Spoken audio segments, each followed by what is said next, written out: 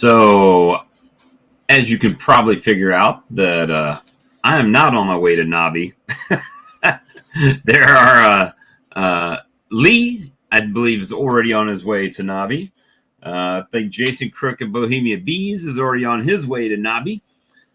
So there are a lot of people headed to Nobby, just not this guy, unfortunately. So everybody's familiar with the situation and why I'm not going. So not a lot to do there. Not a lot that I can do with that, but is what it is. So I'm here with all the rest of you guys that are hanging out and not going to Nobby or Hive Life or any other conference. All right, Steve's off to go tomorrow. So, yep, you see I even got my solo driving steering wheel here.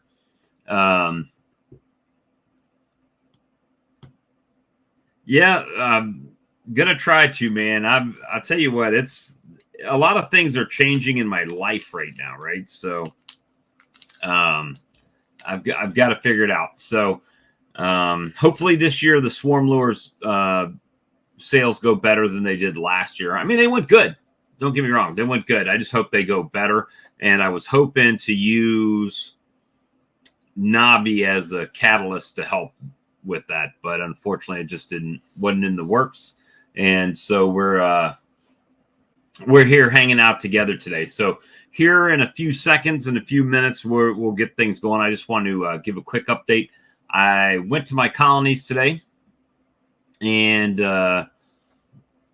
they're pollen patty, almost a pound down on all of them. So here in the next day or so, probably not tomorrow, maybe Thursday, go around and make sure they all have a pound of pollen patty on them again. And because that'll be it. 3 weeks from today will be the bees that are hatching out to make my summer bees, my split bees, all of that stuff, right? So because the bees that are consuming this are going to be raising the next 3 weeks, 6 weeks, 3 weeks worth of brood. That'll put us at the end of January, and that will be the bees that need it going into mid-February, which will be expansion time, right? So that is going to be the deal. So that's what we're going on. So, Steve, I'm real curious to see how you reduced your colonies this year. I would love to talk to you about that. Unfortunately, I would have talked to you about that at dinner or something at Hive Life, and Nobby, and it just wasn't meant to be this year. So, yeah, it's all good from here on out for sure. So, things that, Appy tablets, I've got a ton of them, guys. If you need them for the spring, now's time to get the orders in. Because I need to get rid of them, and it's time. It's time to start putting them back on for a little spring pickup, a little spring mite knockdown. Won't hurt anything.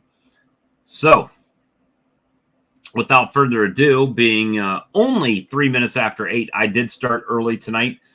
Not planning to go entirely too long unless you guys just bring some really nice conversation on tonight. It's not it's still kind of wintry. It's right now it's 34 degrees outside, not much happening. So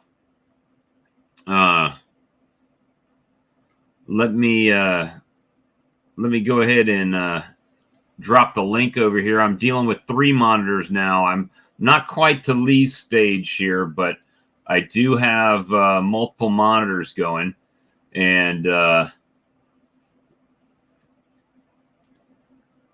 so I'm pinning that to the top. So if things start going good, we'll just roll with it. I wish I could go up there and take in some of those sweet deals, but right now it's not to be.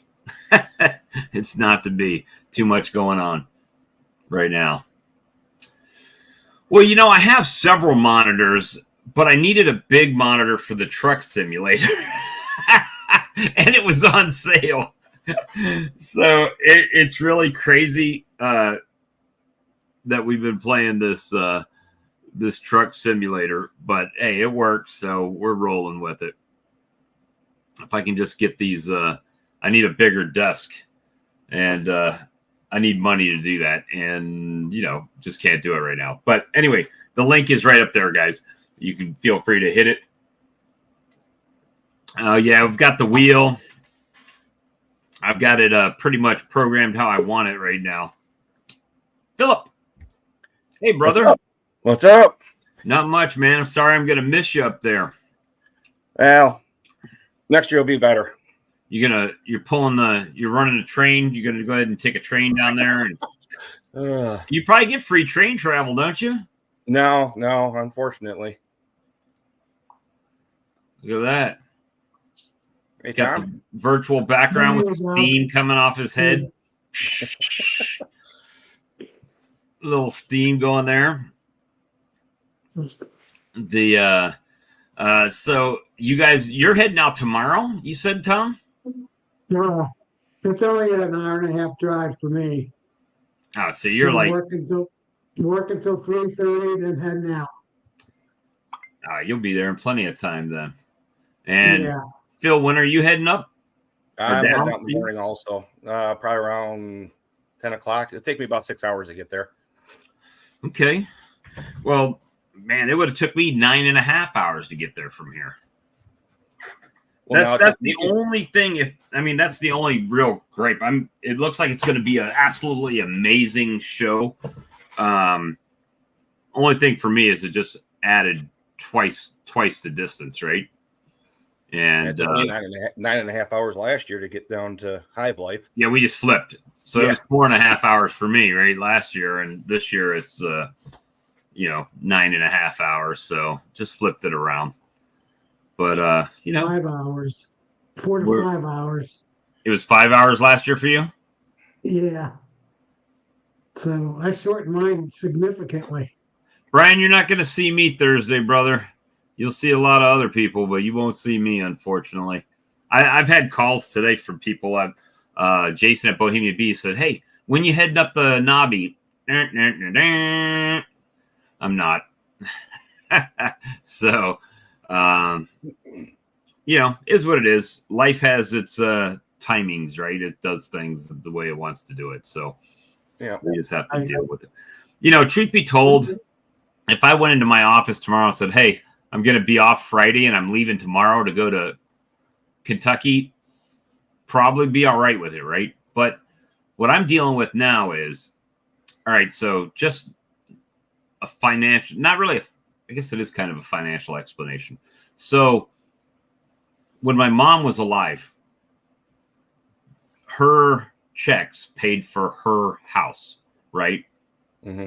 Paid for her house, her utilities, and all that stuff. So now my mom does not have checks coming in anymore. So this guy has to pay for all that. Yep. So that kind of flips the dynamic of what has to happen around here, right? So, and then plus, you just have the unknowing of what's going to happen in probate and with the house, and I'm going to keep making the payments so the bank don't take it, but outside of that, it's like, well, what happens? So that's kind of where I'm at. So it's like, do I grow my apiary, not knowing if I have to move all of the hives? So this year I'm kind of just, I think, going to fill up what I've got, sell the nukes that I can, and just make just maintain what you got, and then wait and see what happens for next year. From there, man, it's just not. Yep. It's not easy decisions. It's a lot of transition, and more than that, it's not even transition. It's just not knowing. It's the not knowing of what's going to happen. Yeah, so, just working on that. Mom, did your mom have a will and all that? She did, but it was very, basic. It wasn't specific. It's not like Bob gets the house and Judy gets this and Chris gets that. It was, I've got 3 kids and everything should be divided 3 ways, right? So that means that even if it goes through probate, they'll put like all 3 of our names on the deed of the place, which means not one of us can do anything without the other 2 signing off. Right. So it's kind of one of those situations, but Brian's already on the road, Salina, Kansas, and there's Morgan. Hello. What's going on, Morgan? Oh, not much. Just relaxing. I saw you making that creamed honey. Yep. Doing another batch. Yeah, well, I sold out of all I had. It will. I mean, the main thing is, I think it's just getting people aware that you have it and what it is specifically, right? So down here, a lot of people just don't know what creamed honey is. So same here. I've had people that try it and they've been telling other people about it, and that's how I've been selling it. And it just goes. And now this year, I'm starting to see more and more things for our area where so-and-so bee company and that's on the other side of town selling nukes for like $175. I'm like, what are you doing, bro?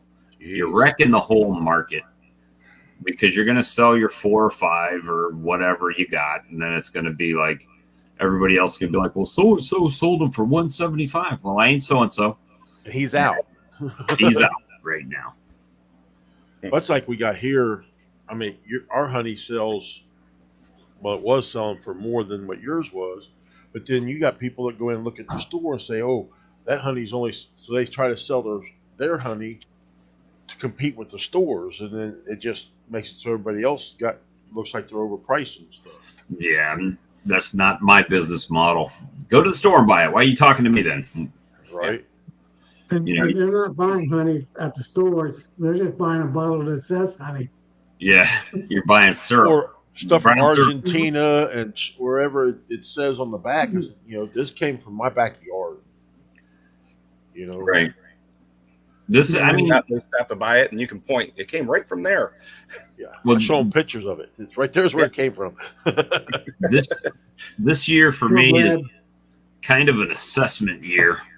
I think too, where we're going to assess our game plan and how we're going to beekeep moving forward, right? What's the things that are going to make my operation profitable?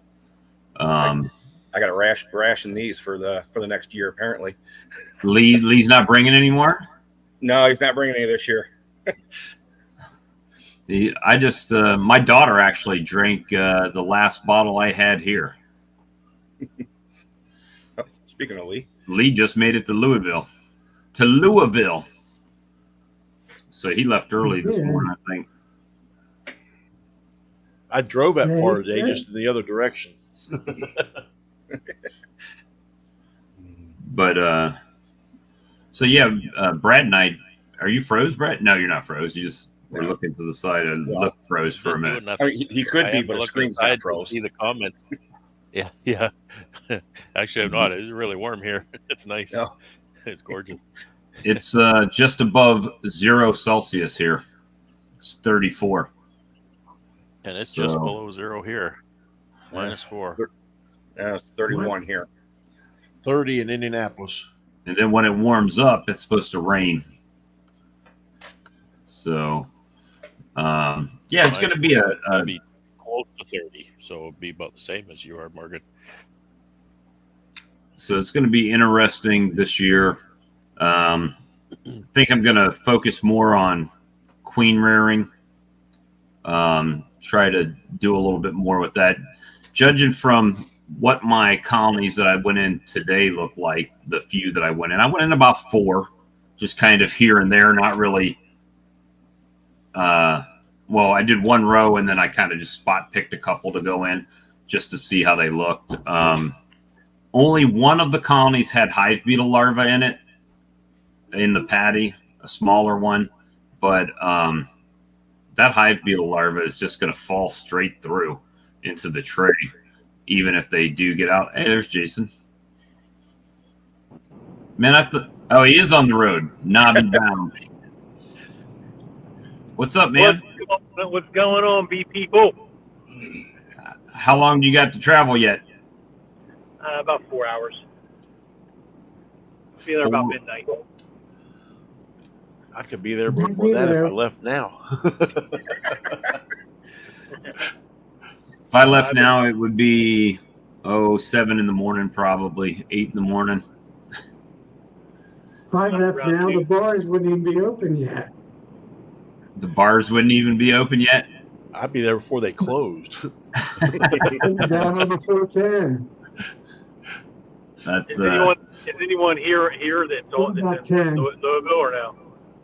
Yeah, Phil's going, and so is Tom. And Okay. Are you going down there, Morgan, or no? No, I decided to wait till next year. It's going to be. I think it's going to be a great show. Everything's pointing that direction. So, yeah, it's gonna be a learning curve again, where everything is. Yeah, it's gonna. So you're not getting the big booth this year? Or are you getting the big booth, Jason? No, just a 10 by 10. I'm doing the Queen Right dial only. I'm not going to attempt to do the whole 6 pallet load, 30-foot trailer booth like I did last year. That was ridiculous. So. And then you were right next to John Hill last time, which was fine because we don't sell the same stuff anyway. So I sell a lot of the Bee Smart stuff, and I had a special on the swarm traps, and so I kept that pretty tight on the different SKUs I had. But I only typically sell stuff that I use anyway. I don't just sell everything. Right. Are you taking the swarm traps this year or no? Just the Queen Right dial?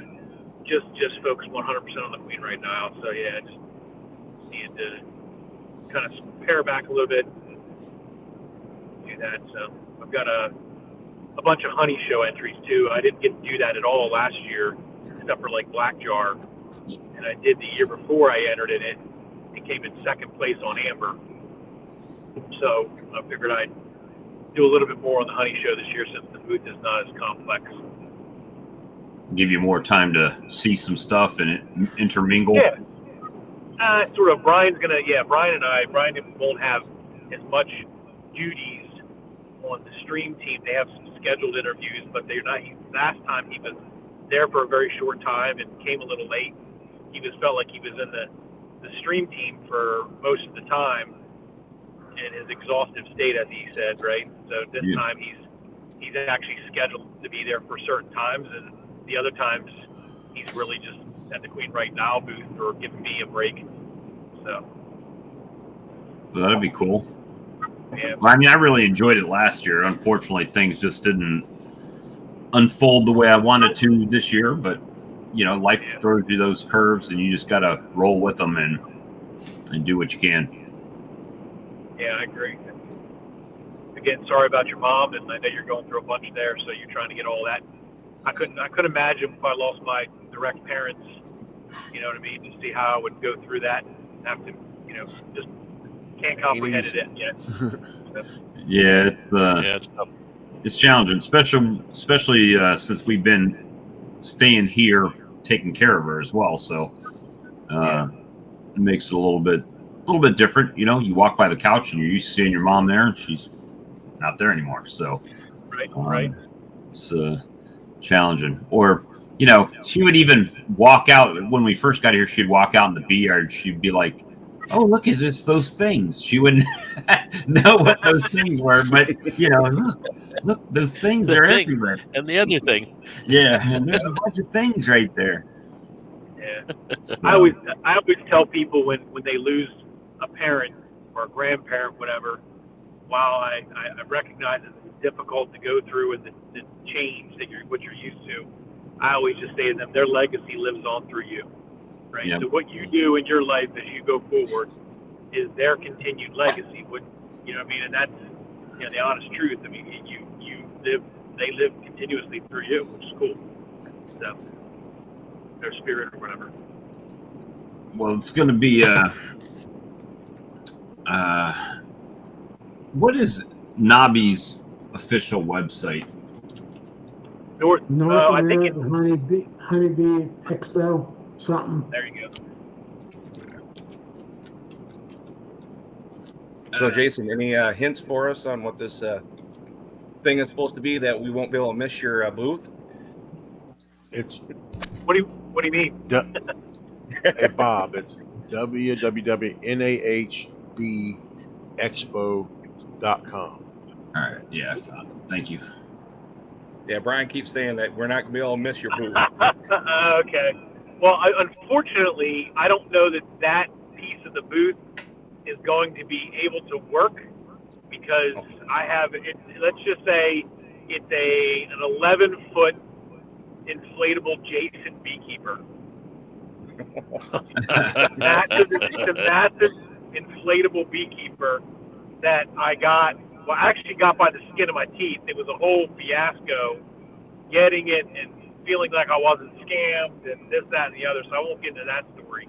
But at the end of the day, I got it, and it's pretty cool. My kids freaking hate it because I keep blowing it up in front of their bedroom windows, looking in.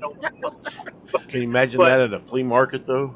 Oh man, that's why I got it. I got it as an attention grabber when I'm selling honey in flea markets. People were like, a giant beekeeper. He's got a little smoker in his hand, and his hand waves like, "Come here, come here." It's pretty cool.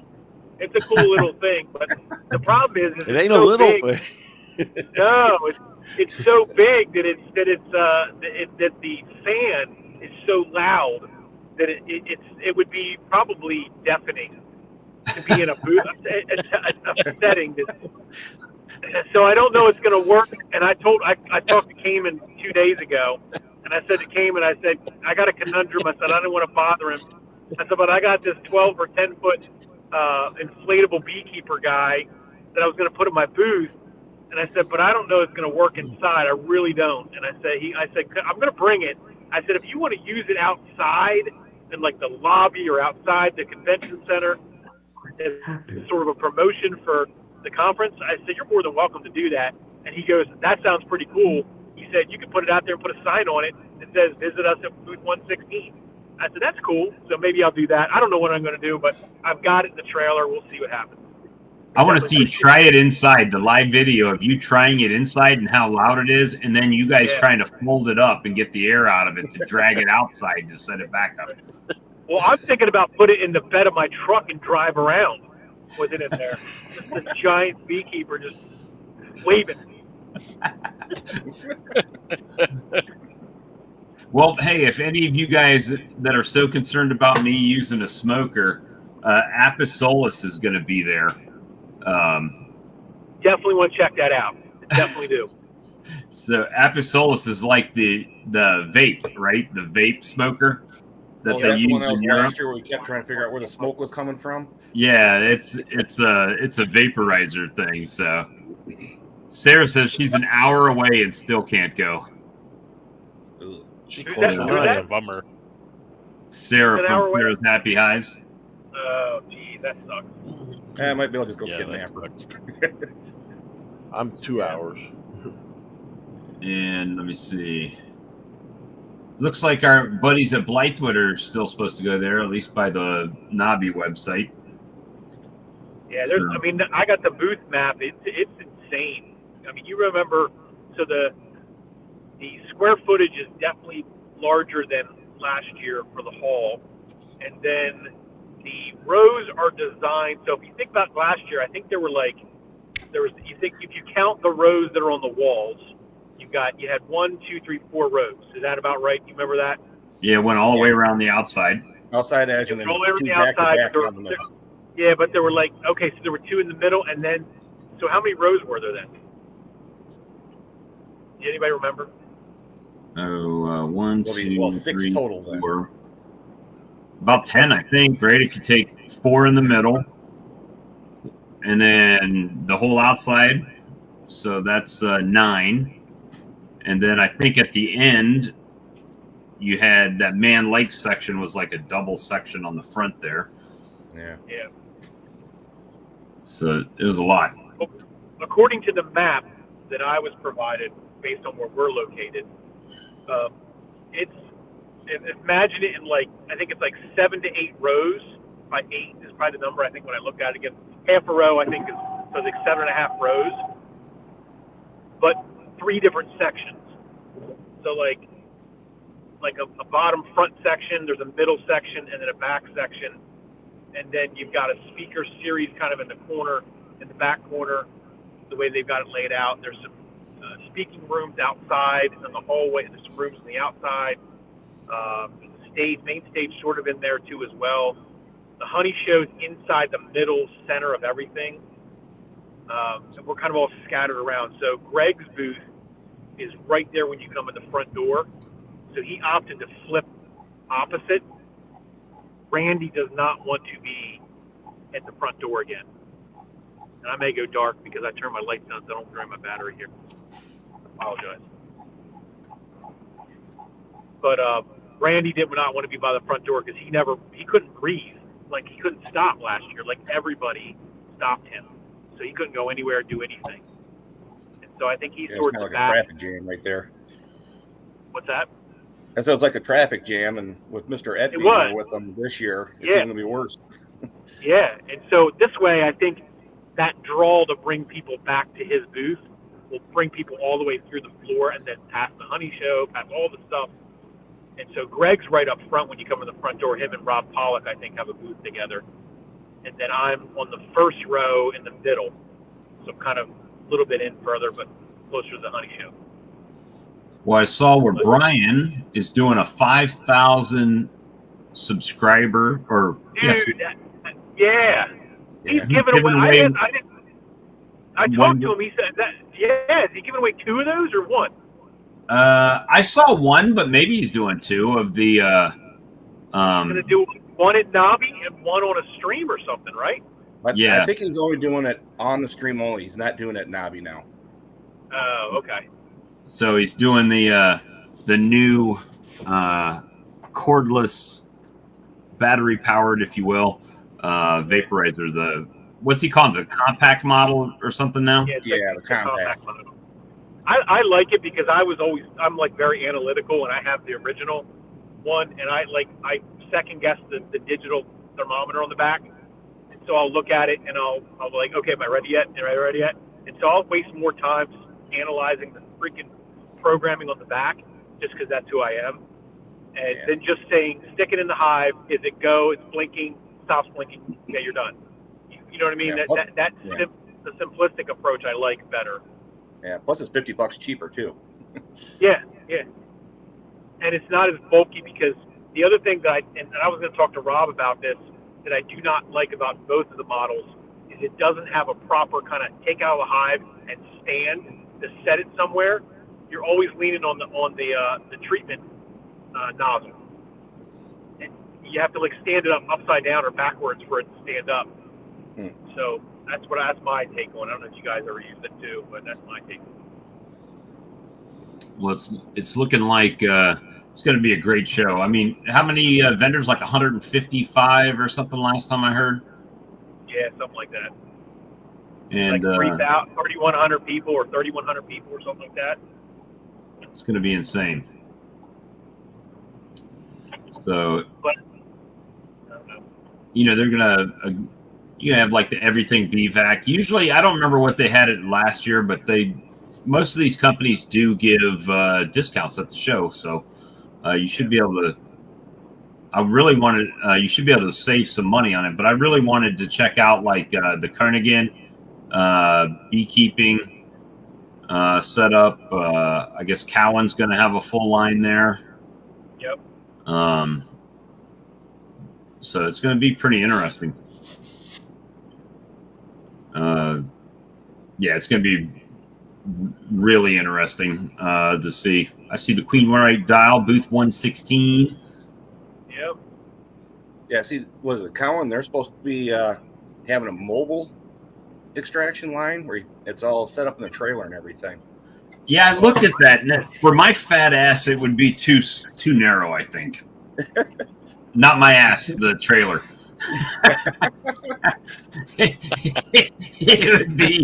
it would be too.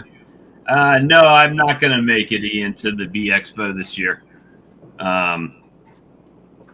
I guess I will. At this point, I am looking forward to being in Manitoba in February. That's the goal right now. Is getting there, and working my schedule around that. And My schedule this year is worked around grandkids. Well, I got one that's in boot camp right now. I got another one that's graduating. So there's going to be a bunch of stuff. I would like to have met Lawrence from Black Mountain Honey. That would have been nice. He's one of the guys I watch all the time. Same. I want to meet him. He sounds pretty cool. And tell him I said, hey, when you get to meet him. But it's going to be good. I wanted to meet people from Dance to Bee. I think Mike's going to be there. Mike Gordon and Catherine's going to be over there. At least I know Catherine's going to be there. I don't know if Mike's going to be heading down or not.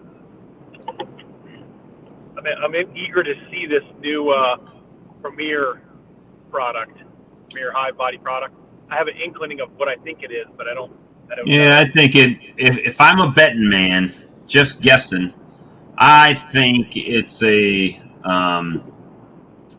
like a rough inside, an unfinished inside to help promote propolis. Exactly. That's what I was thinking too, Bob. To go on record, okay? Right. That's just speculation. I have no idea what it is. Other than that, they're coming out with this new product, but trouble is everybody spent all their money already. Yeah. Well, that's what we do. That's what people do when they come out with a product like a car, and then you got to have the newest version, right? That's how it works. That's marketing genius, right? Well, if you think about it, it's a box they only have to finish one side of the lumber on. Yeah. It should cost less, right? I would think that they would purposely, because I scored the inside of my boxes too when I was making them. I'm not making them anymore. The cost of wood to do it is just not conducive to make. Because you saw who was at my house. Bob, you weren't there. Charlie was there. Charlie was there. That's right. Charlie saw my setup in my barn. I've got the box joiner and the handle hold. You guys ever seen that video from that guy in Ohio that made that box joiner for beehives? You ever seen that video from years back? Yeah. Anyone ever seen it? Okay, that's the one I bought. Yeah. And I used that to make boxes early on. And then in 2020, when the cost of wood went through the roof, I'm like, you got to be kidding me. I can go to an Amish guy and have it fully assembled, glued. Are you cutting out a little bit, Jason? Only dropping. Cheaper to buy them. Anyway, by the time, I mean, not really. You were cutting in and out. I heard cheaper to buy them at the end. Yeah. There you go. There you go. Well, Sums it all up. I think the main thing that people don't equate in when they're building boxes is their time. Yep. Right. And time is the most valuable asset I have. Wood, I mean, you could buy wood or whatever and make it.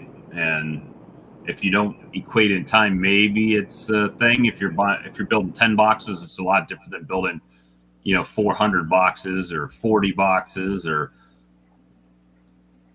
100 boxes where you can have guys that are sitting there making them for you. Then that's different. Your time is not invested. Now you got cash that you have to pay these guys, right?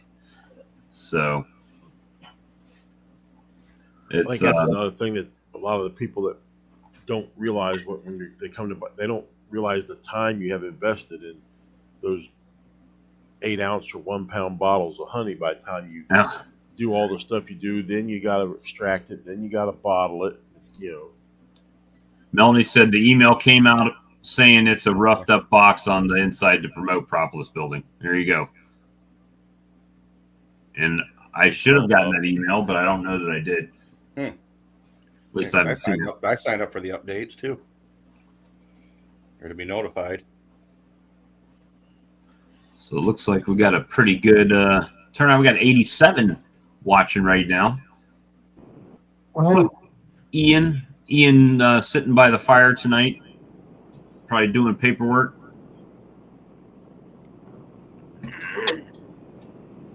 Let me see. So hey Keith, good to see you. So really right now, out of this conglomeration of people on the screen, I'm the one nearest to spring, at least spring-like activities with my bees. Yeah. yeah. Yeah, I did get Brad's the the email from farthest. them. It's been came through on Yeah, spam. so far spring. What's that? I'm Yeah. still Yeah, waiting for I mean, it winter doesn't to feel arrive. spring-like outside at the moment. However, my bees are consuming pollen patty. So I'm probably I've got enough for one more pollen patty here for the spring.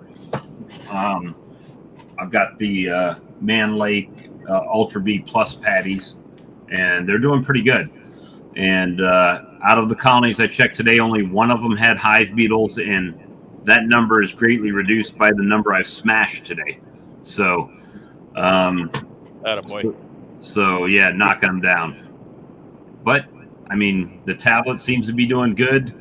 In there, the ones, some of them have it, some of them have devoured it all already. So they're getting ready to get their spring Appy tablet and another patty on it. And all of the strong microbials fondant that I put on with the apis in it, gone. I had 3 left out of the box that I had, and they were in the freezer, so they were hard as a ice cube today. So I took them out and put them in a sandwich bag and set them on the counter to thaw out so they can go in as well. Did you ever get any more info about getting those on your website, Bob? No, I could have had that done already. I've got all the information, everything to put it on there, but it would have been a pre-order, and then I would have to compile the pre-orders and make an order. And with everything that's gone on, I just haven't dealt with it at all. Well, I understand that. How big are those patties, Bob? About the size of a Man Lake pollen patty. They're a 1 pound patty. So are they square like the Hive Alive and thick like the Hive Alive, or no? No, they're long. They're like a rectangle. They're long and about as thick as a pollen patty.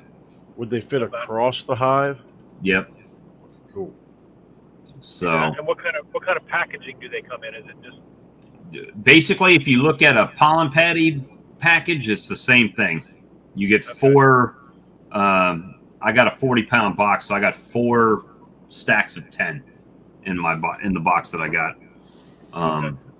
And I mean, they, believe it or not, when I opened it up, it kind of reminded me of like Wrigley spearmint gum. The smell. That's kind of what it smelled like. So I know it's got some spearmint in it, and sugar. It's got the apis in it. So they devoured it. The bees are looking good. Do you have to cut a slot or something in it, or you? No, it's just got the wax paper on both sides. Oh. So the bees, surprisingly enough, I don't have paper all over my yard. They've toted it out of there. And I ordered a case of it, or 40 pounds, so I'll pick that up down at Nobby. yeah, they're gonna sell a ton of that stuff down there. Yeah. Ton of it. Literally, probably a ton. But yeah, it's going to be an interesting year for sure. So, any of you guys, what you guys next up? Brad's got to wait till like March. A couple months left. 3 months. Oh, March or April. March or April, depending on weather. Or May. The real fun doesn't happen until May, really. That's kind of crazy. It was probably March whenever things start happening. Start bringing in pollen and stuff like that. I've got a few buds on my red maples, but they obviously are not going to pop yet. But in the next month or so, they will pop open, and then it'll be on. If this weather stays kind of mild, it will pop early. I kind of hope that it doesn't right away. just because last year they popped kind of early and then it got cold again and kind of ruined the spring a little bit. So Yeah, I'm that seemed to be. hoping in the next few weeks we get at least 3 or 4 days where it doesn't get above freezing, so we don't have Bob's hive beetle issue. oh yeah, it's here. It's I mean, it's cold right now for here. You know, it's like 30 something. Let's see, 33 degrees right now. Well, about the same as me. Ian, No, What do you 32. say? hope we aren't that late again. Or May, Make it LOL. happen. Well, you know, April is we're usually got the bees out in April, but it's May before we get to actually play with them much. You know, can't really pull a lot of frames or anything. Or can't See do what's splits. going on. Can't, you know, Our fun names are stuff. not on the screen tonight. Let's see. Banner. Nope. I'm froze up. No, you're not. You're good. Well, I'm not on my end. I am. I'm not moving. Oh, Let's we see see. you ducking and weaving. I'm hearing a little bit of background there from somebody. Let's see. All right, there you go. Good display names. Sometimes you see it, sometimes you don't. Turn up your mic brand. Let's see. My mic is my mic okay? Yeah, it sounds good to Yeah, me. you sound good. Somebody's got feedback. I think that's off their Mark system. because I didn't notice until Mark came in. Mute him for a second, and maybe we can figure it out. Let's see. Yeah, I don't hear it now. Hey, Mark. Yeah, it's gone. Oh, Now I hear it a little bit. yeah, it's there still. You're real low, man. Your mic is real low.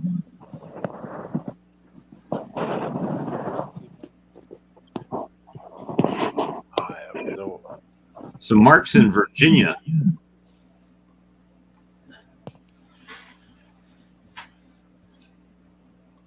Like I said, my computer, what I'm seeing is froze up. I can hear y'all. Shit.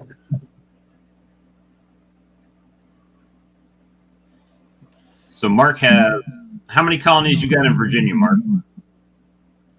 I counted today. I've got between 150 and 100. Oh. And now we Yeah, got one that less Mark. beekeeper. 150 or something. He hit the wrong button. So the He's got a good size apiary, 150 plus. yeah, and then he's got bees down in Florida as well. So Oh, I see. So he's got a split system working there. Down in Fort Pierce, I think, is where his other bees are, which is it's on the southern side, but it's north of like West Palm Beach in that area. So hold on one second. You guys. All right, try it again. Bob is needed in the other room. Uh-oh. Yeah. The moderator had to step out. Yeah, so the mice will play now. Oh, That didn't take long. Oh, He's back already. okay, everybody be quiet. Bob's back. Shh, stop talking about me. Hey, Yeah, we Yeah, I started had this to time. remind everybody I was live to keep it down in there. The so you got 100 between 150 and 160 up in Virginia, and then how many you got down in Florida? Your mic's not going through, bro. it's hurting my ears. No, you're very low on the mic, but we hear some feedback or something coming through. I don't know what's going on. that one of your relatives there in the chat there, Bob, Judy? Sister, my older sister.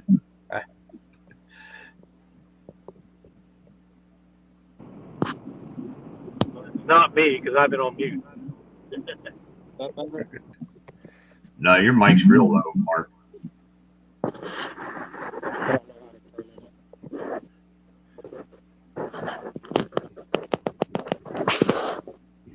We hear everything else but your voice.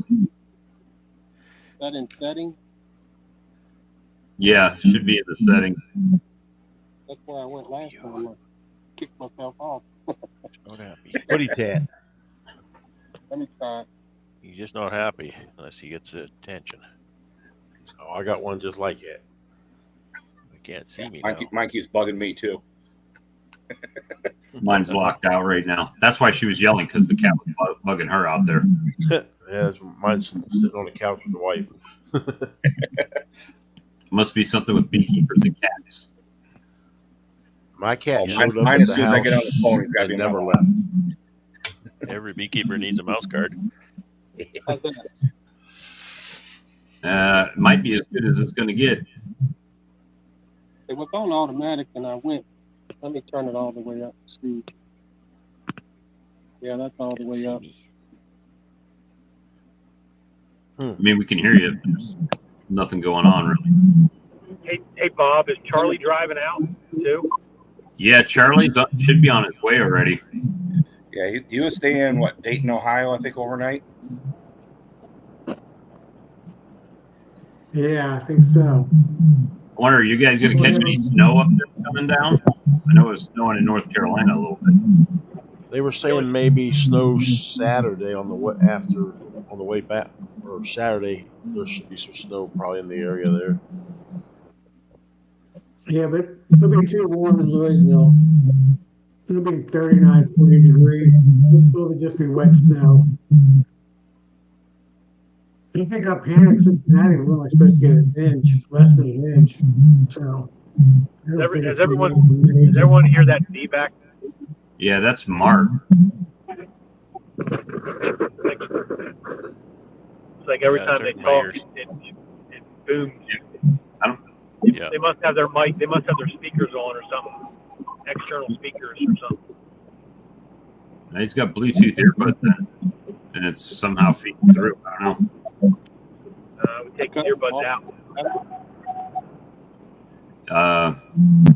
No, we hear still hear it. I just heard it when you talk, Bob. Must be that radio announcement. But Do you hear me any better now? you're quiet, but when we talk, you can hear us playing in the background, kind of. It's like you have an external mic or a separate mic on a computer or something. Both two mics are picking up the speaker while even when you're not talking. Okay. Can't hear you at all now. I still And hear you like when you hear us talk, Bob. When you talk, I can hear it in his like reverberation. testing. What about on my end? No, you're fine, Morgan. Yeah, you're fine. It's just when the big voice hits.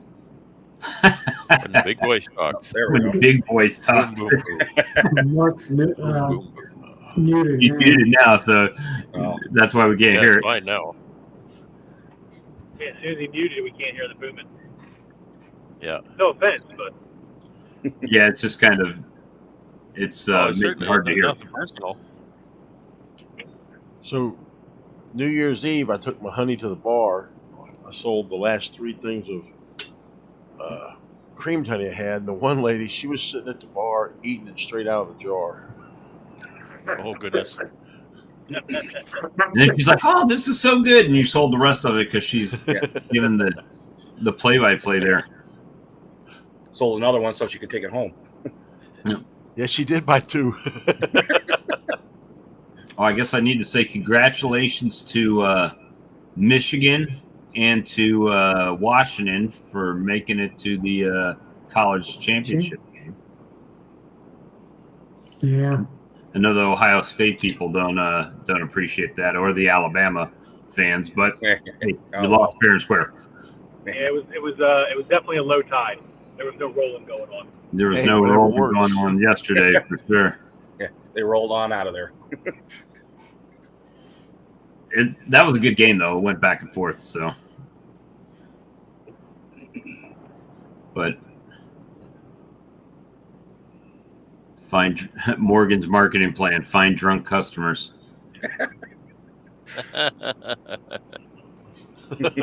Hey, you find what works for you and you do it. That's right. That's good. I'm still Yeah, looking for my it's not a bad critter plan. in my building there. Yeah, he's not showing up. Oh, your pet, your creature out there is not showing up. Whatever it is. Yeah, it just hasn't shown up again. You scared him away. Maybe he figured he didn't like Yeah. honey and he left. Maybe he realized there was nothing in there for him or something. He very, very daintily picked those feed plugs out, turned them upside down on the cover. Maybe he messed around and got stung. Maybe. Yeah. Let's hope. When I got my puppy, I have a Labrador, not Labrador, excuse me, a Chesapeake Aussie mix. When she was a puppy, and she'd come to the bee yard, she hopped up and put her paws on the side of a hive, like as it was open, like peeking in, like wondering what was going on. That was the last time she did that. She found out Yeah, what was Papa's happening. interested in something in there, so I want to see what it is. Yep. Yeah, there you go, Morgan. Start getting the bourbon honey in that. Take it to him. There you go. It's got the eggnog. I found another bottle so I can finish this one off. That eggnog gives me heartburn so bad, I can't do it. Oh wow, not The enough. nutmeg in there, I think. Love eggnog. Let's see. Mark signed back on.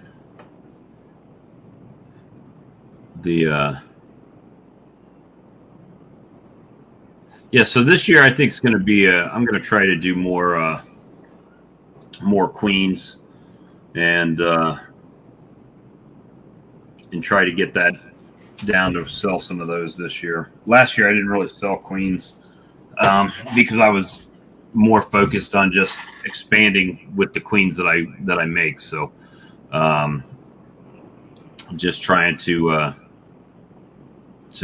rearrange and get things going in the right direction this year, and make some queens, make some honey, and hopefully make some money with that. So that's the goal, to make it pay for itself, and we'll see how it goes. Wait a minute. Wait, hold on a second. Bob, you get paid for doing this? What? Yeah. Well, I'm kind of like Brad. I run a not-for-profit. That's what I'm going to read it. My business is definitely a for-profit business. It just happens to be a non-profit business. That's right. Yeah. The intention is there. As the result isn't. So yeah, that's what we're going to try to do. I've been pretty, up until this past year, it was kind of profitable. I mean, when I say profitable, I was able to reinvest what I made back into the business. I didn't really draw a profit. I was just able to grow using the profits. And this year it hasn't been as much, but that's because of the direction at least in my mind, I'm telling myself the reason that was because I redirected those profits back into growing my apiary. And so not as much expendable resources. Plus, trying to grow the online store and all that stuff, that costs money, right? So Yep. Nothing's free for sure in beekeeping, even running a store. Well, I mean, I'm finding the more that I try to get products, they want you to order pallets of stuff, right? When you become a distributor, oh, well, you need to order a pallet so you can get it shipped down from Wisconsin or South Dakota or wherever they happen to be at, and then you're getting a small margin, and with the margin, by the time you pay the shipping down to you, well, now that margin's even less, and then you turn around and resell it, and and you're This making. sounds like this sounds like a Carousel order, Bob. Oh yeah, you're making pennies, and then it's like, well, is it even worth having? But if you don't have the items, then people don't come to your store or they don't buy some. So it's just a whole thing. You have money tied up on your shelf, and that's not good for me. It's not good for my situation, here for sure. Let's see if Mark's got this fixed. Are you fixed? Can you hear me? Oh, Hey, that's there you Yeah. 1,000 Oh. times Oh, that's right better. there. There we go. Borrowed the wife's laptop. Oh yeah, works. Good one. Yeah, I was on my phone. That's not working. All right, so we're in the middle. You got 150 to 160 hives in Virginia, and how many do you have down in Florida? Last count. Probably 130 to 150. Wow. So yeah, you're close to 300 there. We're at Yeah, Virginia. if they make it through, I'm in South Central Virginia. I lived in Virginia Beach for 4 years. Yeah, I'm a couple hours from the beach. And then you've got. So your business model is a little bit of everything, really, but primarily nuke production. Yeah, I've been doing bees almost 10 years now and just mostly selling bees, but I like to try to get into a little more honey production. Well, you've got the just in our talks, you started doing like shaking packages, right? You were doing Yeah, packages. I did packages for a couple of years here in Virginia, and I would buy a lot of bees for that and queens. And by the time I bought bees and bought queens, and it worked me to death, I was just spinning my wheels, felt like. But I did like 900,000 packages a year, and that was all in April and May. So that was a lot of work in 2 months. How many packages did you say? About 900 to 1,000. And we built the packages too and filled the cans, and it's just too much. To make $100. Jeez. Probably not even that. Well, I mean, to sell it for $100, right? You didn't make $100. That's kind of what you sold it for. You know what? I was selling them for $85 because I was trying to, instead of going down to Georgia and buying them and then bringing them back up here for 130, 40, I couldn't move that many. But if I sold them for the same price you could get them in Georgia, and I was making them, then I could, move some volume. But the But difference it's was just they too were much making their own stress. queens and everything down there at that time, right? Well, I would buy them from different places, and You still sell them? yeah. Are you gonna still sell pack? Are you gonna still sell packages or no? No, we've been doing what we call them, Bob, Package Plus, Package plus. It's three frame package nukes. plus 3 frames. Three Here we frame go. nuke, basically. Here we go. Jason wants so- 1,000 of them next year. All right, Nancy. That's pretty much it. Only they're coming from south of you, so you could get them earlier. Yeah. Maybe. What for what price? Well, that's an off the line discussion, Yeah. sir. Yeah, let's do that here. It depends. I got a special deal. It's like, Well, we'll talk offline. Yeah, we'll work you out a deal. I'm only, where you said Central Virginia. Where you're at? I tell Yeah. people that I'm 30 minutes west of Emporia. Most people know where Emporia, Virginia is. Yeah. So it's not quite There. west, not quite central, but not east. Well, You if south you know of where Richmond. if you know where 85 and 95 is, Yeah. I'm right in the middle of that, next to the Carolina line. Okay. Because I'm on the eastern shore of Maryland. I'm, Yeah, I don't know, a couple hours north of you. yeah, But probably. Georgia's a hell of a lot longer away than you. Oh yeah. That's And my we point. got those bees down in Florida for the intention of trying to have bees early rather than having nukes in May. Yeah. That's what we're trying to do.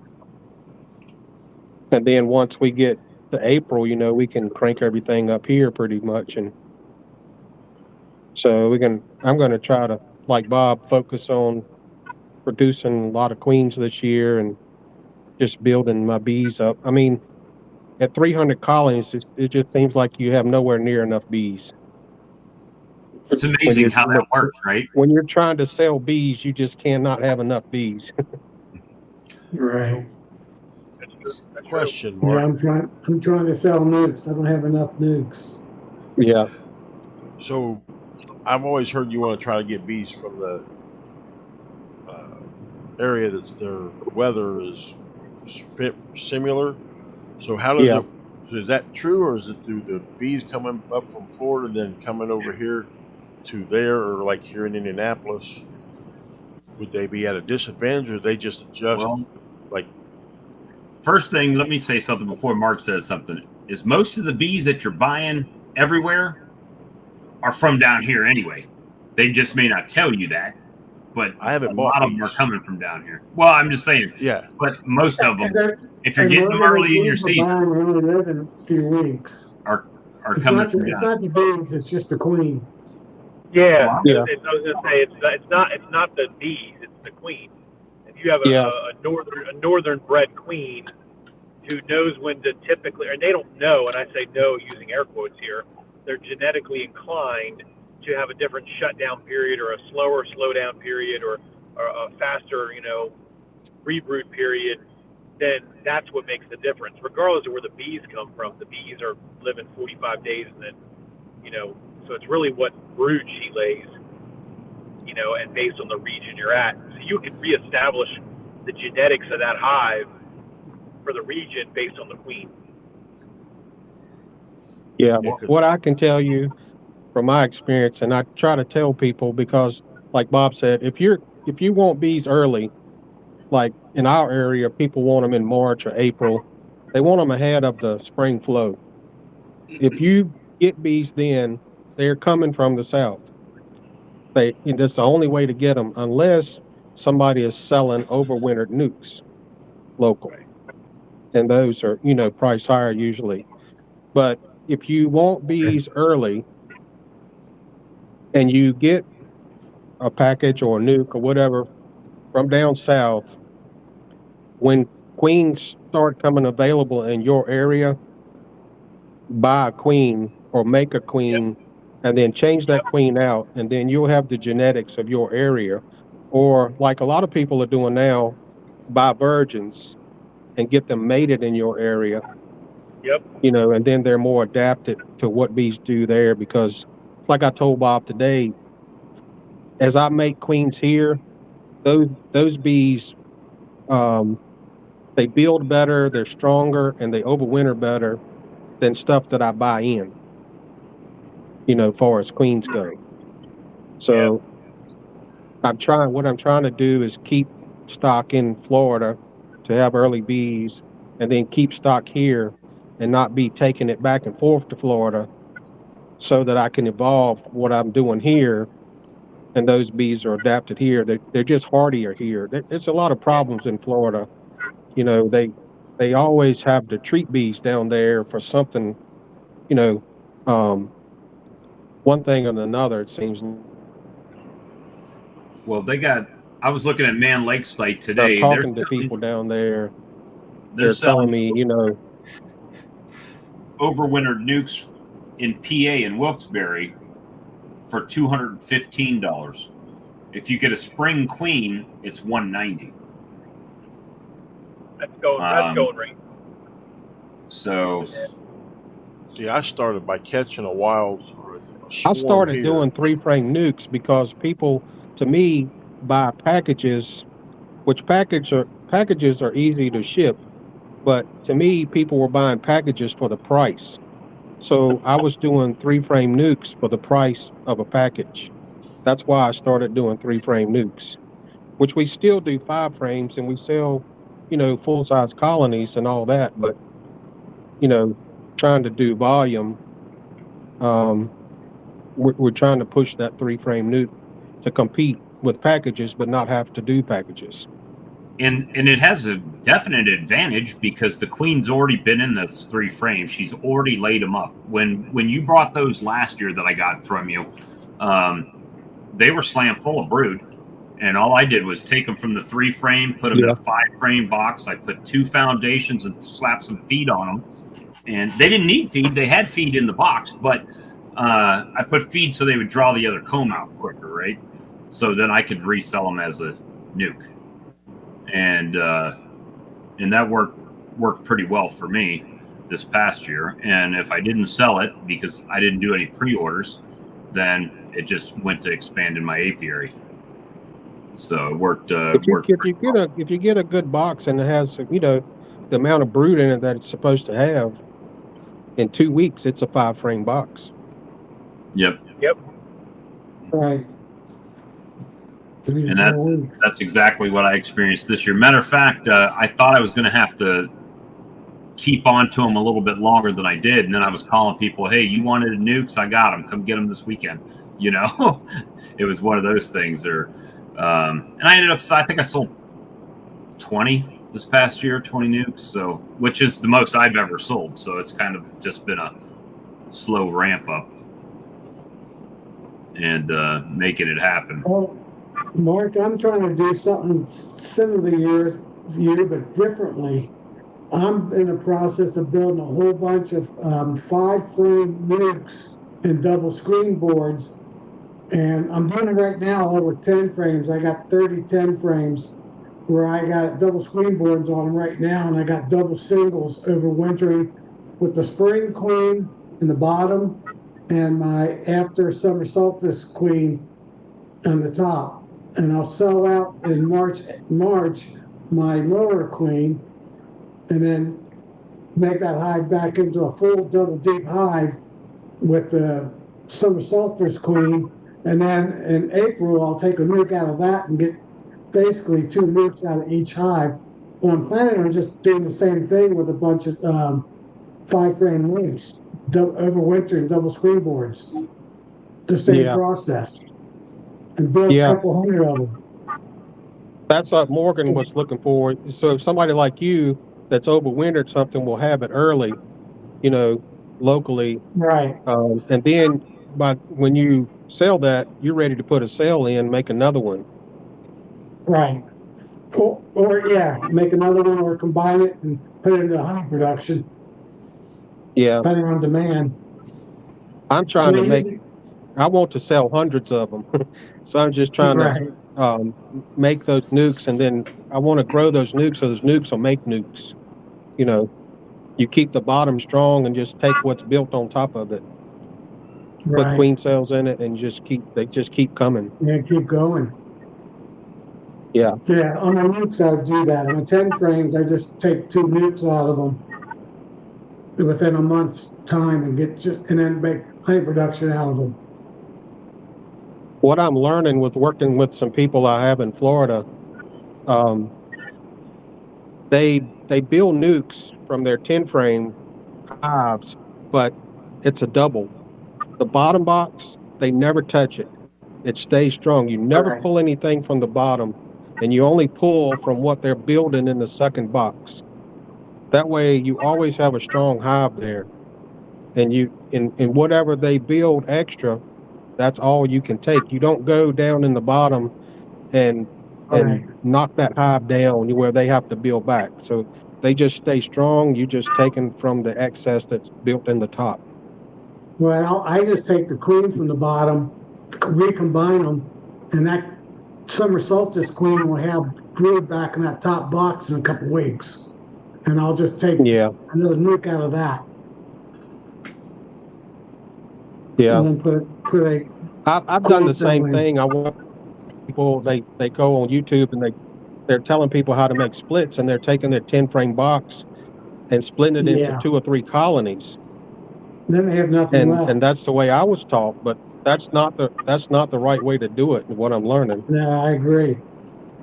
And I'm only taking really 1 full nuke out of it, and that's keeping them from swarming anyway. They're still going to have their Right, 6 right. frames of brood down the bottom box. Yeah, 5 in or that 6 early frames. spring, they're going to swarm on you if you don't knock them back. Right. So I get to sell my first ones in March, and then my second ones in late May. Yeah, there you go. April. Not May, late April. And still have a double box, deep box for making honey. Yeah, and then you got new queens. You don't really have to worry about them swarming so much. Exactly. And I reached out in July. I just repeat the same process. I split them both into doubles, and I have my Yeah, queen that from springtime, and then put a new queen in at the top. Seems to be. I did it this year on about 30 hives. It seemed to work pretty good. right. And so far over winter, we don't have that harsh of a winter anymore like we used to. Yeah.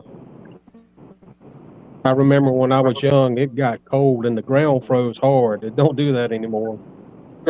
Shoot back and said we had a blizzard. We went Yeah, minus 20, minus 25 below Fahrenheit, and it stayed that way for a whole month. right. And we had, 8 feet of snow. I don't forget how many feet of snow we got in one storm. Because We we didn't got get cold any every snow year. last year. And last year we got down to 18 one morning. That was it. I think that was in November. Mm. So you're probably just thinking a longitude line. You're probably just a little north. I'm down in Cincinnati area, Right. so just Yeah, you're just a west. little south of me. Yeah. Clay said he bought some apis and some swarm rustler from you this last spring, Virginia conference. Yep. That's the. So you said you had a bee meeting coming up there too, right? When, next weekend in Virginia? On the 13th, we have a club up in Farmville, Virginia. They had their first annual conference last January, and I think they had 300 or 400 people turn out for just a club conference. That's pretty good. So it was they did really good, and I think it's because of the time of the year that they're doing it. You know, everybody's kind of not doing a lot in the bee yard, so they got time to go. But they had a good conference there and good crowd. Let me see. So, Mark, do you have a shop there in Virginia? I don't. No. Okay. I'm coming. I got to come through there when my granddaughter graduates in Virginia Beach this year. So. Hmm. A shop, as in what? I mean, Store? well, I just thought if you were if you had someplace you like I said, I try to support us, the local, the smaller guys. So being like I get stuff off of Bob, but if you had something there, maybe when I was coming through, I could stop and get something. He buys it from me. Oh. All right, Yeah. not apis anymore, but the swarm lure. Yeah. Full circle. Comes full circle. That's it. The Right. I just thought if we could, like I said, like everything else, like try to support veteran-owned places or guys like us that are just, it's, the big guys don't need our support. We need our support. big guys. Yeah. If you everybody. want some bees now, I got those, but most anything else I'm selling, Bob's selling the same thing. So Yeah, where I'm at. I just got a small yard. I got 4 hives, and until I get a bigger place, I'll make, if everything gets through, I'll make 4 splits, sell those, but I'm sticking with 4 hives where I'm at. right. That's hard to do because the bees do 2 things: make honey and multiply. Right. Well, last year, Yeah. I went to 4 hives last year. I started with 1 hive, and it was one I caught. The following spring, I split it, and it decided to swarm anyway. So I caught the swarm. That made 3.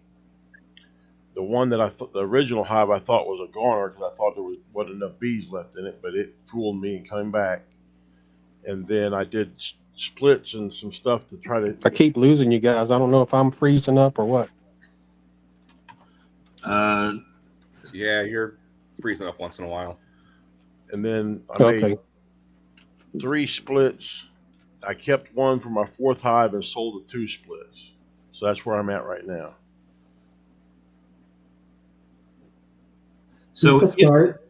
if people are wanting to contact you, Mark, what's the best way to contact you for bees or? I have all my information on my Facebook page, Sourwood Branch Bee Farm. I think I'm going to change that to Sourwood Creek Bee Farm because nobody catches that branch. Where I grew up, you had a spring, then you had a branch, and then you had a creek. And on my farm, I have a little branch that has some large sourwood trees on it. So that's why I got the name. But I think people confuse branch with tree, and so they think it's a tree branch. But I think Sourwood Creek would go better. People could remember Is that. it just one sourwood tree? No, That one magical sourwood tree? Yeah. With a unicorn standing under it? I didn't learn till probably this year when Bob Benny started talking about it that you don't make any nectar from sourwood trees unless you go to the right elevation. So we don't have that elevation here. So yeah, he did mention that. Yep. I just liked your page, Mark. Well, I appreciate it. I got a YouTube too, same name. That's what Highland Honey said. Same here, Mark. Spring, branch, and creek. Right. Right. That branch starts at a spring on the corner of my property, and then it grows, and then it goes down and flows into a creek. What's after Yeah, creek? I have the same deal. I got a spring that flows into a creek. Yeah. And it doesn't have any branches. What's after a creek? A river. A stream.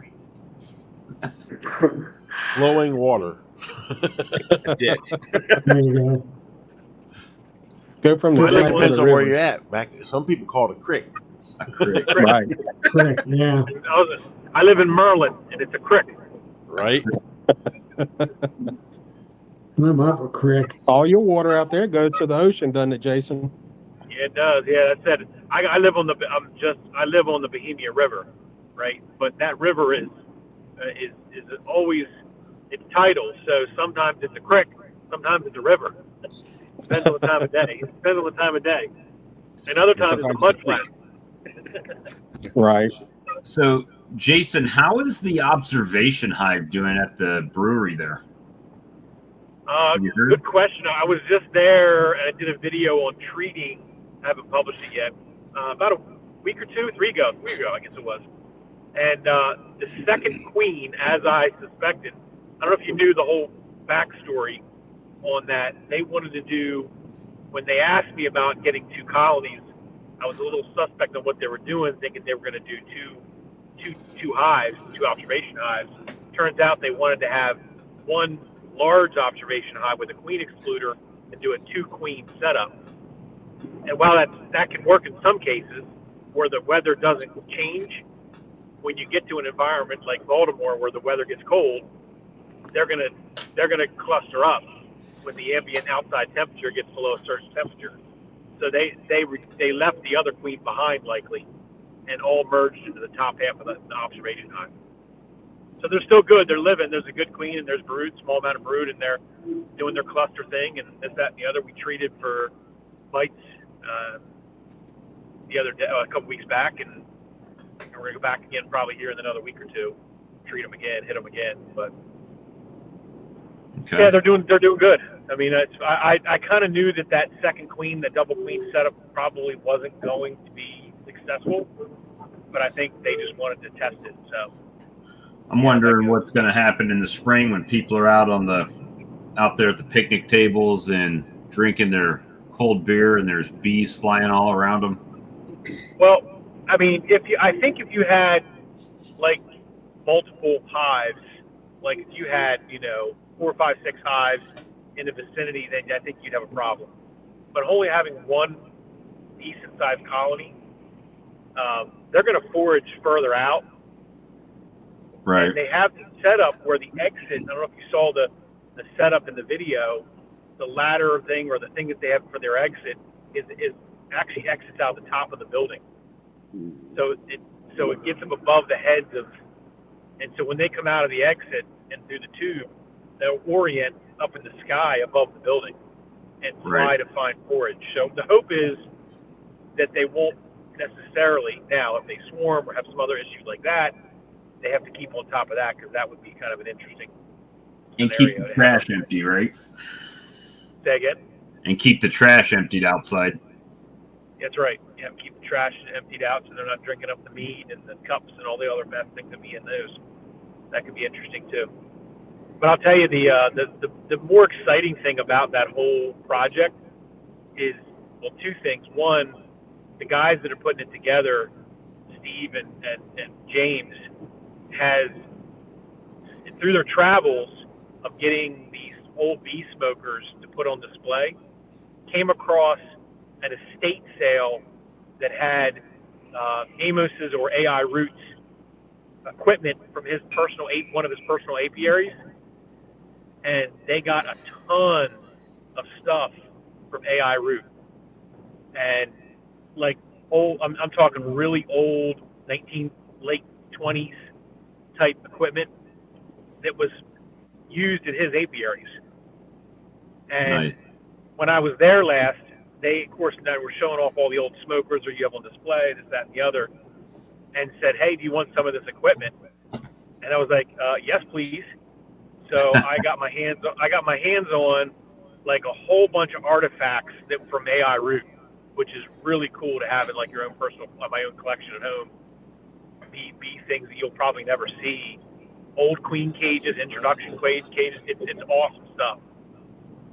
So there's that, and then the flip side of that, the second benefit was I met this gentleman by the name of Brian who runs the World Honey Exchange, and he travels all over the world.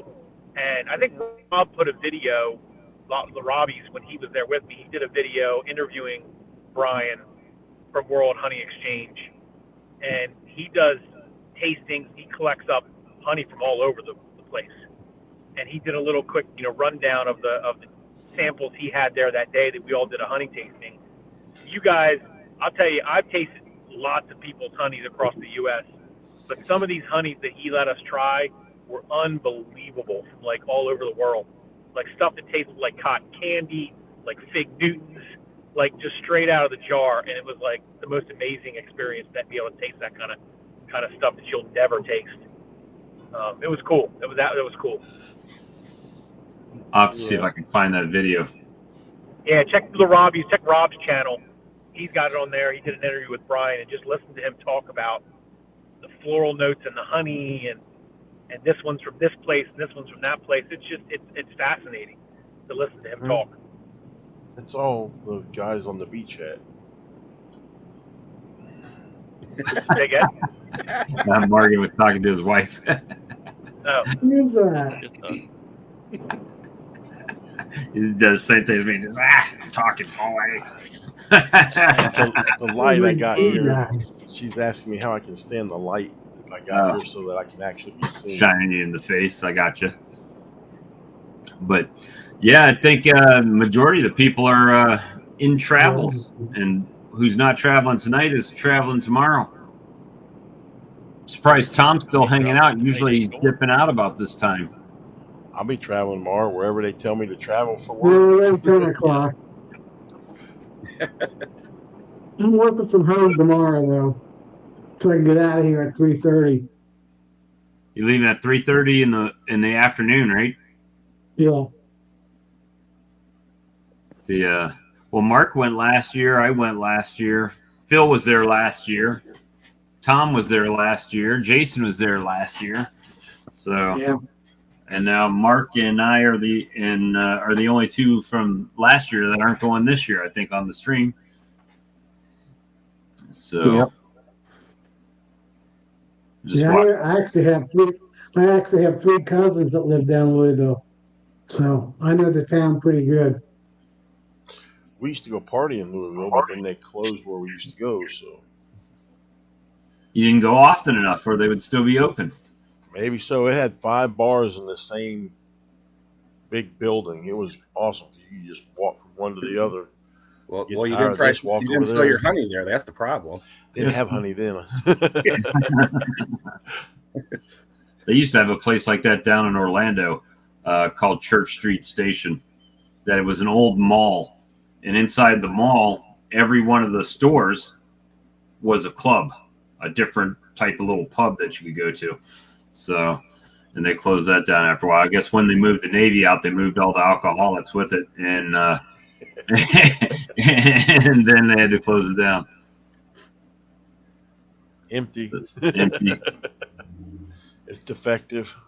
Place says he's leaving at 8 in the morning. Yeah. Blaine says, I always kick myself when a place I love but haven't been to in over a year closes. So, yeah, that's the thing. I mean, if you don't support the businesses you like, they're going to go out of business, unfortunately. That's the nature of it, That's And sometimes when you do, they still do. yeah, I mean, prime example, last year I tried to get Swarm Commander and Blythewood Bee Company to go to Hive Life. Couldn't make it happen. And then this year, after I was kind of successful getting mine off the ground, now they're going this year. So they'll probably be a staple there every year, right? After that. So, so We just got to ask a bunch of vendors where the swarm rustlers at. They need more money to sue me some more, I guess. Try to sue me some more. Whatever came, I haven't heard anything new on that. There isn't anything new after I put him in. I body checked him up against the glass, and he was done for right now. Anyway, we'll see what happens. And so nothing's really happened after that. I'll be taking it to the conference in a couple weeks. Good. Need to get rid of it. Sell it so you can buy some more. Yeah. So I guess Silver Gorilla has been on Bob Binney's chat. I haven't seen him over here in a while, so No, I haven't either. there may not be too many live streams this week from everybody being down at Nobby. So, Well, Charlie's not having You have to his. shoulder the load, Bob. well, I think, and I don't know if it's set in stone yet, but Brad was talking about possibly doing one Friday night or Saturday night. Yeah, I'm not sure. This will be my last one this week, Sure. unless I do a live one down at the show. Give with the Lily. non-convention guys something to do. Yeah, the real no life beekeepers, The stuck at home beekeepers. the stuck at home beekeepers. That's it. So no life will be the no nobby beekeepers. I consider going, but the deciding factor is I can't even drive at this point, so stuck at home. Well, we are actually. I mean, I'm actually closer to the Hive Life conference, so Yeah. So I should do roll down there. Come on, Mark, let's roll down there Yeah. this weekend. Pick me up when you come up. I'm going the other direction. Let me see. I was hoping it was going to be back there because I went and checked everything out there. You kind of got figured out what you're going to do the next year, and everything changed up. Yeah. It threw a curve this year. But it is what it is. Yeah. We just got to make it happen next year. Yep. Got to start planning now. Yeah, Lee said he wasn't taking all his stuff up there because they had some kind of crazy. You had to pay $170 to have electricity in your booth up there at the convention. For one plug. For one plug. Wow. So from That's what a I high gather, electric bill. what are they going to do when all the vendors run out of juice in their like portable card swipers and stuff? You have one plug with a. Everybody chip in and get one plug and run an extension cord like Yeah. Christmas lights off of it. And it'll look like National Lampoon's Christmas, a big bulb of plug-ins. Exactly. Clark Griswold at the end going to plug everybody in. Eh? Blow the circuits to everything. That'd be funny. Yeah. Maybe I should bring a few of my routers to the show and put a bunch of Wi-Fi's up and charge everybody. Hey, that's a whole market there. Then Blaine says, then you can sell it to the boost for $50, right? You buy a one and then you just run an extension cord. You want one of our links? $50 right here to link up. Sure. There you go. Reselling electricity. Just get one of those. Well, that's what the electric company does. Battery. They call them a generator, but it's a big battery system, right? Just go get one of those suckers, set it there, and then sell to about 4 other people. You pay for your. Could have cell phone charging stations. Charge them by the minute. Sure. Well, they had one of those on Hive Life, one of those things. Put your phone in one of the little slots and charge it up by the minute. Yeah, yeah. Yeah. Should bring ATM machines to plug in so people can draw cash out of their bank. The opportunity. That's it. Maximize profits. Maximize opportunity. What are you here for? Oh, I don't know nothing about bees. I'm just selling electricity. Yeah. Go in there and rent you a electric company suit. Go in there, plug it in. Back to the cream honey. I've been using the KitchenAid like machine. It's not KitchenAid, but it's a generic one. And I was using the whisk attachment, and the guys were last over say to try using the bread dough instead. That bread dough hook doesn't work good for me. I use the other one. Use the whisk? No, I don't use the whisk. I use the I don't know what it's the called. paddle. Yeah, like the paddle one. But mine doesn't get as white as yours is. Well, my honey's pretty light to start with. Yeah. Yeah, it's on the honey color. Yeah. Because like I said, yeah, Morgan's probably got the same tree. We got all these black locust trees. Yeah, we had a bunch. This last couple of years, we had a lot of black locust. Yeah, and that's a light, thin honey. His is like clear. Yeah. On the category, mine's honey is this year as light as it gets. Yeah, my first honey was really light. The second honey was a little bit darker. It had a slight minty flavor to it. Okay, that might be from the tulip poplar trees. Is a dark honey. Some years you get it, some years you don't. There's tulips, big tulip flowers grow up, and as soon as that nectar comes out of it, rains, it just fills that whole tulip looking flower up with water, and the nectar is not very good. So most of the time, the tulip poplar tree is just good for pollen. It's huge for pollen. Well, I was looking, and they said that probably got the two things are basswood will give you a little minty flavor, and I guess my guy that's my mentor was talking to one of our DNR guys, and there's some kind of wild mint that grows around in Indiana, and that might be feeding on it too. Yeah, it's not a true mint, but it looks like it. I forget what it's called. But I mean, it was a real, very, very faint mint hint into it. It was good because I don't like mint too much because most people overpower it. But that was real slight. And if you got basswood trees, you got a golden pot of trees. I don't know if we do or not. I just know that I was reading and they said that flavor can come from basswood. Well, supposedly one Canadian basswood tree can make like 1,200 pounds of honey. I mean, that's what I've heard anyway. I don't know. It's just Sure. rumored. I know a guy that.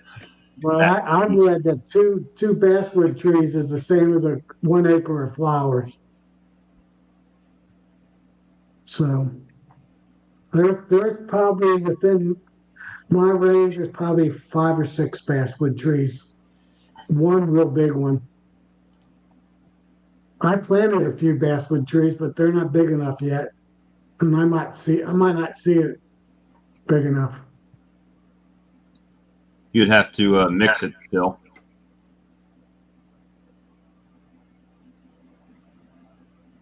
As far as I know, you'd have to still mix it, put it back in your blender, or not your blender, Yeah. but your mixer, and stir it in, and then put it back, and it should.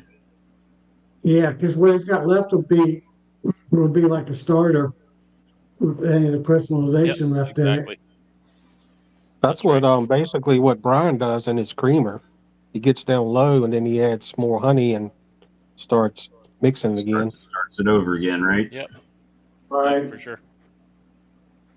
I got my first batch made my starter with a hand mixer and mixed that up and put it in jars, and then I got this, and then I got to put 6 pounds of honey and then 1 12-ounce jar of starter.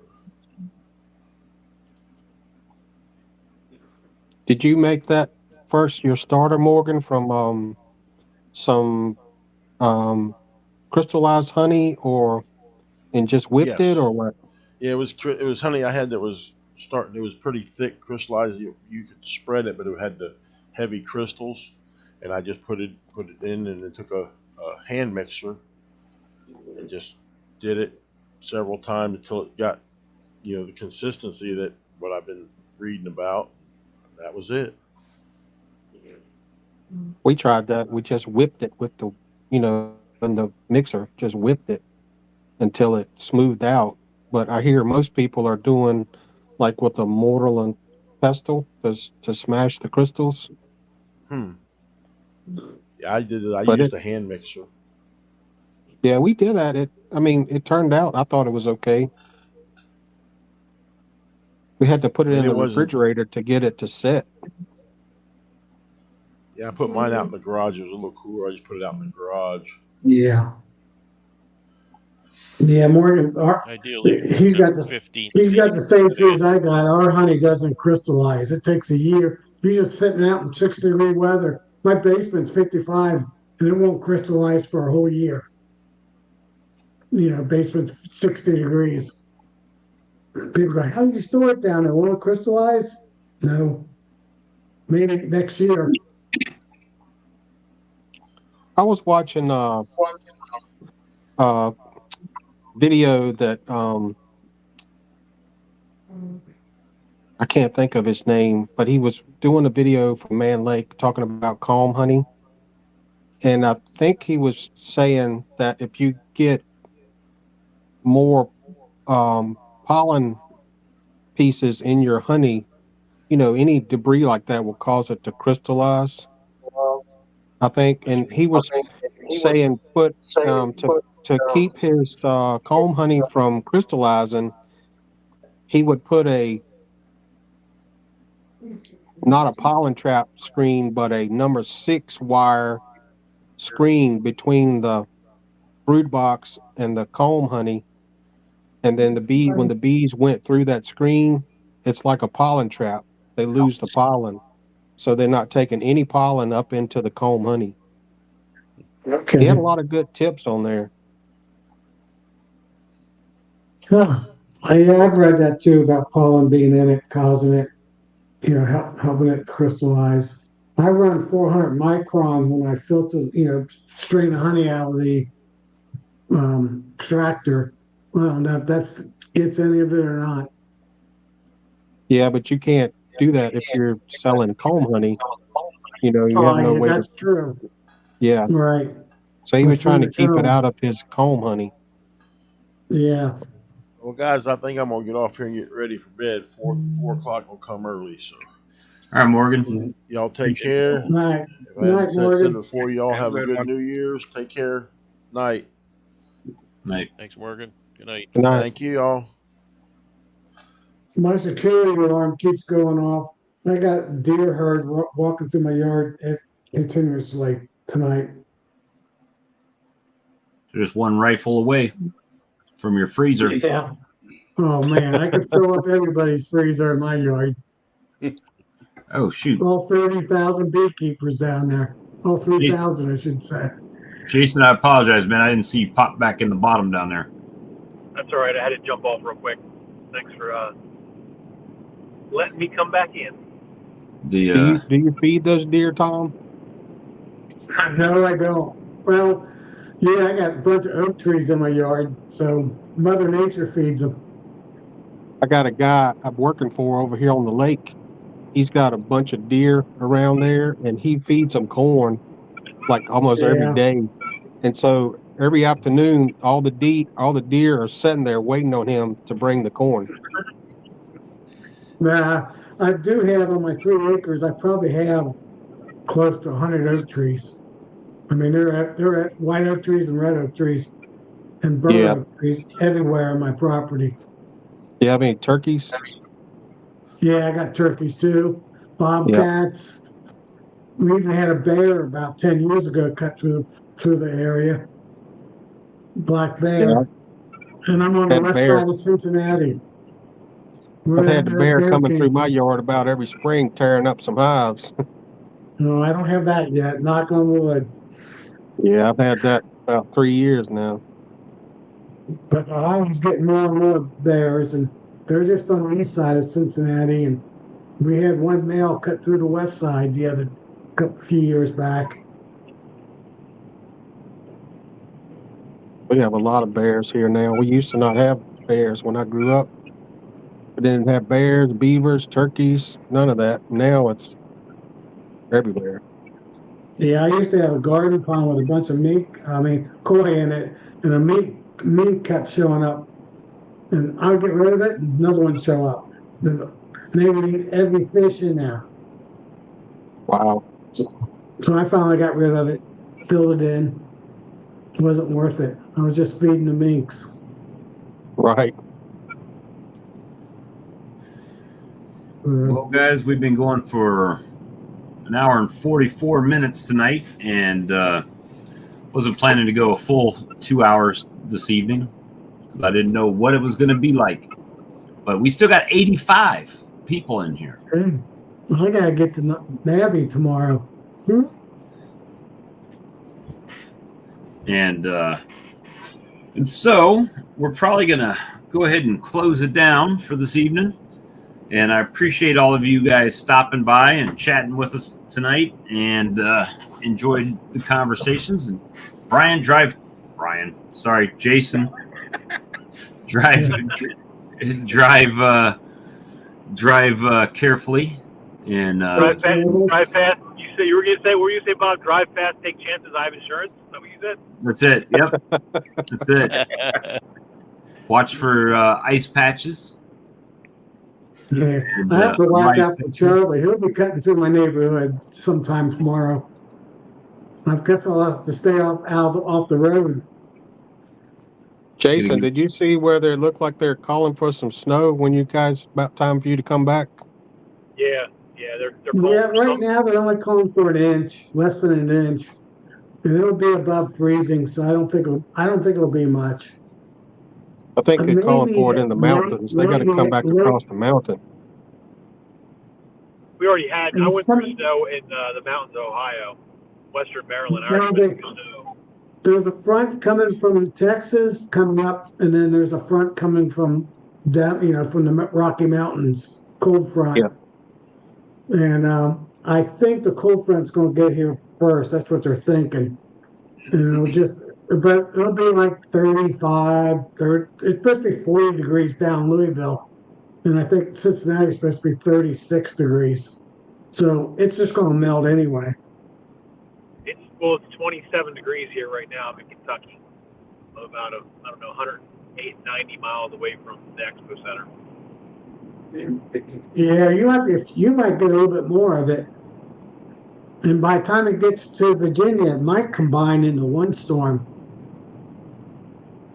So who knows east? Well, I Never think know it's till it gets Saturday. there. I think the rain's supposed to be over around 3 o'clock, mid-afternoon Saturday. So by the time we leave evening, we might just be chasing it because it moves east and we move east. Well, I'll be moving north and a little I east. have a theory about weather, specifically snowstorms. When everybody's talking about it a week away, nothing ever happens.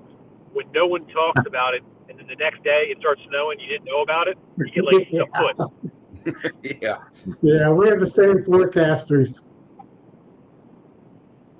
Yep.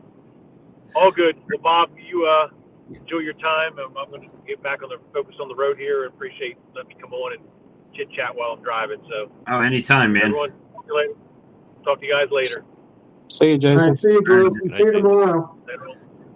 All right, guys. Well, Safe travels. y'all have a good night, and we'll see you on the next stream. Good night. everybody. All right. Bye, everybody.